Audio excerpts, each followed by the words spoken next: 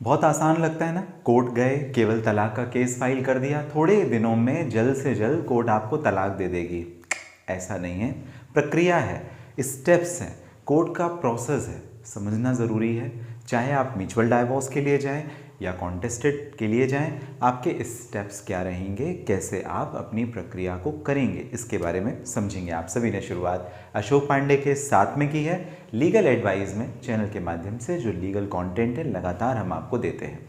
दो तरीके के तलाक होते हैं, मैंने कई वीडियो में एक्सप्लेन किया, जिसमें एक म्यूचुअल डाइवोर्स, दूसरा कॉन्टेस्टेड डाइवोर्स। अलग अलग आधार होते हैं, अलग अलग ग्राउंड होते हैं। अगर आप कॉन्टेस्टेड डाइवोर्स का केस फाइल करते हैं, म्यूचुअल डाइवोर्स जहाँ पे पति और पत्नी आपस में ही हस्बैंड वाइफ अपने सारे डिस्प्यूट को सेटल कर लेते हैं और सेटल करने के बाद कोर्ट जाते हैं, केस फाइल करते हैं, ऐसी स्थिति में म्यूचुअल डाइवोर्स। तो पहले समझते हैं म्यूचुअल डाइवोर्स की क्या प्रक्रिया होती है, क्या स्टेप्स होते हैं, और फिर इसके बाद हम बात करेंगे कॉन्टेस्टेड डाइवोर्स के क्या स्टेप होते हैं। सबसे पहला, आपको आपके जो पूरे के पूरे मामले का निराकरण है, समाधान है, सॉल्व आपको आपस में ही करना है, या आपके परिवार वाले करवाएं तो आपसी सहमति तलाक की बात आती है। क्योंकि अब दोनों ही समझ गए कि भाई हम साथ नहीं रह सकते, हमारा रिश्ता ज़्यादा नहीं चल सकता। पहला स्टेप, आपको एक बेहतर अच्छा वकील करना पड़ेगा। जॉइंट पिटीशन भी फाइल कर सकते हैं, दोनों की तरफ से एक ही वकील हो सकता है, या हस्बैंड अपना, वाइफ अपना वकील रख सकती है और दोनों मिलकर के कोर्ट में केस फाइल करें। तो पहला, आपको किसी फैमिली लॉयर को हायर करना पड़ेगा अपने केस के लिए। दूसरा, अगर आपको आइडिया है कैसे करना है तो आप खुद भी कर सकते हैं। तो खुद जब करेंगे तो दूसरी कंडीशन ये है कि आपको ड्राफ्ट ऑफ जॉइंट पिटीशन, आपको एक पिटीशन बनानी पड़ेगी। पिटीशन मतलब इट्स टाइप ऑफ एप्लीकेशन, आवेदन कोर्ट के सामने डाइवोर्स के लिए। जब आप कोर्ट के सामने एप्लीकेशन देंगे तो उसका स्पेसिफाइड फॉर्मेट होता है, निर्धारित रहता है कैसे लिखना है, कहाँ लिखना है, कितनी फ़ीस लगेगी, वो पूरा का पूरा एक स्पेसिफिक फॉर्मेट होता है। उस फॉर्मेट में आपको लिखना होता है, अपनी सारी डिटेल देनी होती है। क्या डिटेल्स? जैसे date of marriage, date of separation, बच्चे कितने हैं, मेंटेनेंस कितना देना होगा, इसके अलावा कंसेंट टर्म बनती है जिसमें ये सारी चीज़ें आप लिखते हैं, आपने कैसे सॉल्व किया, इन सारी चीज़ों को आपको लिखना होता है। देन पिटीशन भी बन गई। अब दोनों हस्बैंड एंड वाइफ कोर्ट जाएंगे और ये जो आपका पिटीशन है वो कोर्ट में प्रेजेंट करेंगे अलॉन्ग विद डॉक्यूमेंट्स। डॉक्यूमेंट्स क्या होंगे? आपका आधार कार्ड, आपका पैन कार्ड या आपका पासपोर्ट, या आपके जो मैरिज से रिलेटेड प्रूफ है जैसे मैरिज सर्टिफिकेट हो गया, या इनविटेशन कार्ड हो गया, या फोटोग्राफ्स हो गई, ये आपकी लगेंगी। अच्छा, क्या परिवार वालों को भी कोर्ट बुलाया जाता है म्यूचुअल डाइवोर्स के लिए? नहीं, ज़रूरत नहीं है। हस्बैंड और वाइफ में काम बन जाएगा। ज़रूरी है कि 1 साल का एटलीस्ट सेपरेशन होना चाहिए दोनों के बीच में, अलग अलग रहते, शादी की डेट से अलग अलग रहते हो गया हो।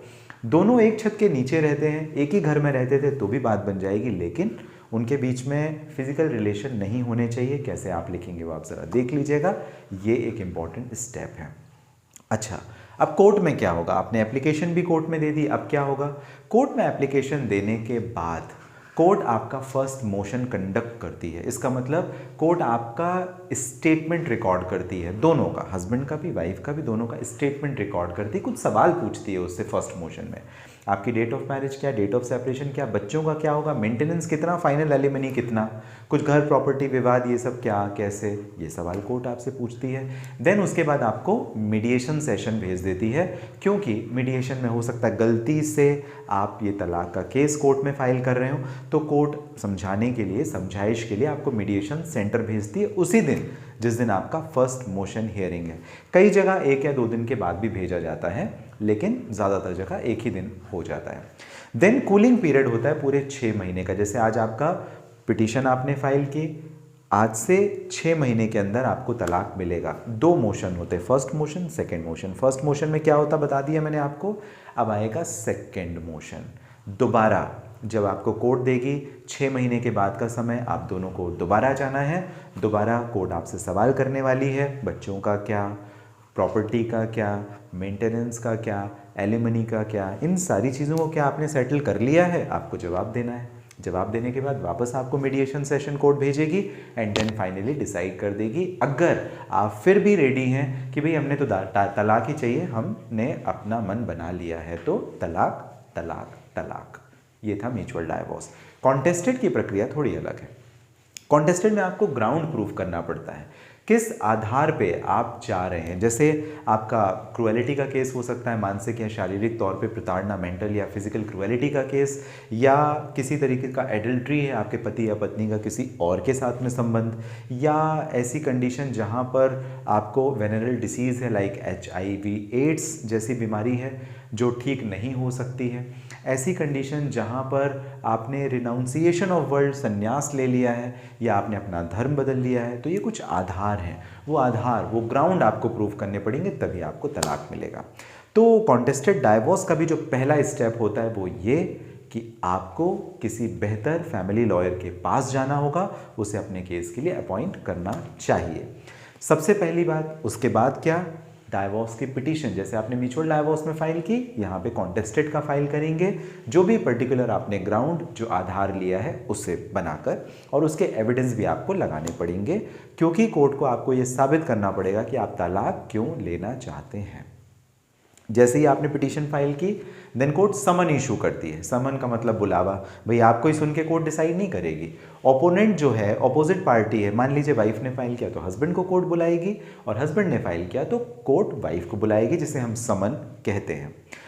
इसके बाद में जो अगला स्टेप होता है वो रिस्पॉन्स ऑफ अपोजिट पार्टी, यानी सबमिशन, वो अपना सबमिट करेगी, बताएगी, जिसे हम रिटन स्टेटमेंट भी कहते हैं, जवाब दावा भी हिंदी में कहते हैं। तो रिटन स्टेटमेंट यानी WS वो फाइल करती है, भाई आपने तो अपनी कहानी कह दी, ऐसा ऐसा ऐसा है। अब वाइफ अपनी कहानी कहेगी कि ऐसा ऐसा ऐसा है, तो वो रिटन स्टेटमेंट, और उसके बाद में court mediation and counselling session दोनों को भेजती है, कोर्ट का ऑर्डर इस पे होता है, और कोर्ट रिकाउंसिलिएशन करवाने की, वापस से सारी चीज़ों को ठीक करने की, या जो मीडिएटर है ठीक करने की कोशिश करता है। फिर भी अगर बात नहीं हुई तो जितनी भी इंटरिम एप्लीकेशन है, जैसे मान लीजिए पति ने कोर्ट में केस फाइल किया और पत्नी ने कहा भैया मेरे मेंटेनेंस का क्या, मेरे बच्चों का पढ़ाई का क्या, ये सारी जो चीज़ें हैं वो कोर्ट डिसाइड करती है, उसके रहने का या बाकी सारी चीज़ों का। एंड देन अब आपका जो केस है वो ट्रायल में आ चुका है, अब आपको एविडेंस देने होंगे। एविडेंस में एग्जामिन और क्रॉस एग्जामिनेशन का प्रोसेस होता है। आपने जो भी रेलिवेंट डॉक्यूमेंटेशन है इसी बीच में सबमिट करने होते हैं कोर्ट में। ये एक लेंदी प्रोसेस है, इसी वजह से समय लग जाता है इसमें, और क्योंकि एक दो नहीं होंगे, पहले आपकी तरफ से होंगे, फिर अपोजिट पार्टी की तरफ से होंगे, फिर एग्जामिनेशन, क्रॉस एग्जामिनेशन में थोड़ा समय लगता है, एंड देन फाइनल जजमेंट और डिक्री, डाइवोर्स डिक्री का टाइम आता है। कोर्ट को जो लगता है एविडेंस के बेस पे कोर्ट डिसाइड करती है, चाहे तो आपको तलाक दे, चाहे तो आपको तलाक ना दे। ये रहा कॉन्टेस्टेड का सब्जेक्ट। अगर मान लीजिए आपके खिलाफ है, आपने 3 साल केस लड़ा और फिर भी केस आपके खिलाफ आया, अब आप क्या करेंगे, आप कॉन्टेस्टेड डाइवोर्स के लिए जाएंगे और कॉन्टेस्टेड डाइवोर्स की अपील करेंगे। कहाँ? हाई कोर्ट में। और इसका टाइम ड्यूरेशन होता है 90 डेज। मतलब आज अगर कोर्ट ने आपके खिलाफ में जजमेंट डिक्री पास कर दिया तो आप 90 डेज के अंदर चले जाएं, नहीं तो फिर अलग से एक एडिशनल एप्लीकेशन आपको कंडोनेशन ऑफ डिले की देनी पड़ती है एज पर लिमिटेशन एक्ट। तो आप कोशिश करें आप 90 दिन के अंदर ही कोर्ट चले जाएं तो वो ज़्यादा बेहतर। मान लीजिए आपको तलाक मिल गया तो जो अपोजिट पार्टी है जिसके अगेंस्ट में आए, भाई उसको तलाक नहीं चाहिए था तभी तो आपको कॉन्टेस्टेड था, तो वो कोर्ट जाएगी या जाएगा। आपको जानकारी कैसी लगी मुझे ज़रूर कमेंट बॉक्स पे बताइए। कोई प्रश्न है आप मुझे पूछ सकते हैं। इस वीडियो के डिस्क्रिप्शन में डिटेल है जहां से डायरेक्टली आपकी और मेरी हो जाएगी बात। आप सभी का विशेष तौर पर कीमती महत्वपूर्ण समय जो आप मुझे देते हैं, आप सभी का बहुत धन्यवाद।